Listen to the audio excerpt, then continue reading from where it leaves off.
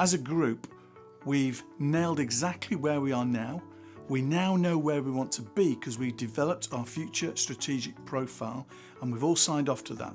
We've chosen our driving force. Now what we've got to do is break down how are we going to get there. We're now going to split you up into 3 groups and we're going to explore through 3 separate lenses exactly what are all the things we need to do as a group to transition the business from here to where we want to be in this new strategic profile. The 3 lenses are: number 1, future business model; number 2, the areas of excellence; and number 3, the defensive and offensive strategic objectives. So the first group, you're going to be working on the future business model. Now you'll remember that with the business model, there are 10 component parts to it. Now as a group, you're going to be looking at the future. What do we need to change in order to transition this business to where we want to be? Number 1, technology and know-how. This is the technology and know-how you need to deploy in the business going forward. You might be looking at certain aspects, but patents that can protect your IP, or enablers that will improve the processes and the way you deliver your service or products going forward. So that's a really key element. It's kind of a foundation stone on which to build the business going forward. So that's technology and know-how. Number 2, and this is all about resources, and what resources do you need to deploy to transition the business. These could be human resources, it could be hiring a certain skill set or a certain culture or attitude that you need to inject into the business. It might be training and development for your people. It might be partners that you want to collaborate with. It might be you want to look at where you source some of your ingredients or your materials for your production or the way you deliver your service. 3 is production capacity. Do we have sufficient future-proof capacity to continue delivering our service or producing our goods? Question: where are they located? Do we centralize, decentralize? How do we become more agile so we can launch new products more effectively?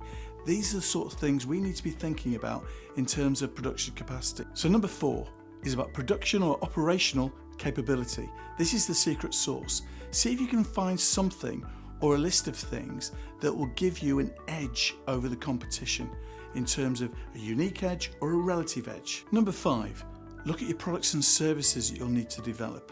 How are you going to create a continuous pipeline of innovation? How are you going to score these and evaluate them and filter them so you only focus on the really significant ones that will make a difference? Finally, how are you going to get a minimum viable product to market as quickly and effectively as possible? Number 6 and 7, I'm going to come back to them. Let's go to 8, 9 and 10. These are number 8, the customers and users that you're going to start going for in the market. Number 9, the industry sectors and markets that you're going to target. Number 10, which geographical territories will you go to? So once you've got clarity on 8, 9 and 10, we go back to number 6, which is all about sales and marketing. How are you going to change the way you go to market with your sales and marketing? What are you going to do differently? What are you going to do better than the competition? What technology can you deploy to be more effective in your processes? Number 7 is about distribution. How are you going to distribute your products and services to the market? Are you going to partner or collaborate with somebody else? Perhaps look at your logistics supply chain. Really important, but try and imagine how you could do things differently to be more effective over the next 2 years or so. So that's it for the first group.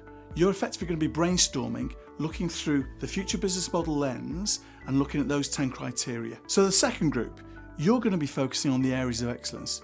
We've chosen our future driving force. That determines what are the 2 or 3 areas of excellence that we need to focus on. What's absolutely key is we need to be better than the competition at these 2 or 3 areas of excellence. So the primary objective of this group is to look at where are the gaps, where are we realistically now, and what do we need to develop to be exceptional in the future. How do we do this? So the first thing, let's look at our current capability. Where are we truly at today? Be really honest and open and discuss freely, right? It's very important we know the starting point, where we are today, our limitations and what restricts us. Then we're going to ask you to look at what does awesome look like? What does world class look like for that particular area of excellence? So we're going to create a gap. We know where we are, we know what we're going to try and be, but how we're going to get there. And that's number 3. Identify the specific gaps. Try to prioritize them. Try to think about how you can change and evolve into where you need to be. And finally, what are the precise deliverables? Who will be accountable and responsible? How long is it going to take? What budget's required to deliver this change that you need? The third group, you're going to be focusing on defensive and offensive strategic objectives. Brainstorm, what are the new offensive things you need to focus on? It's those new products that you're going to develop, those new customers you're going to target, those new industry sectors you're going to go for, and those new geographical territories that you're going to plough. So while you're doing all that offensive stuff, it's so important you don't take your eye off the defensive things. These are the products you've got to defend. These are the customers you really need to continue looking after. And these are the markets that you're doing so well at the moment. That's the defensive strategy you must not lose sight of. So there you have it. It's so important when you've identified an exciting new strategy for growth for your business that you focus on offensive stuff and deliver it as quickly as possible, but don't take your eye off the ball on the defensive as well. At the end of this session, we're going to have loads of ideas. There will be some duplications, but that's fine. And now we get to the fun part. This is where we'll work through these ideas, starting with the areas of excellence and then going into the strategic defensive and offensive.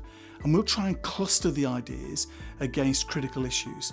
Ideally, we want to end up with about 6 or 7 critical issues. Any residual ideas and actions that haven't been allocated to a critical issue won't be lost. What we're going to do with those is we're going to gather them and put them into the future business model.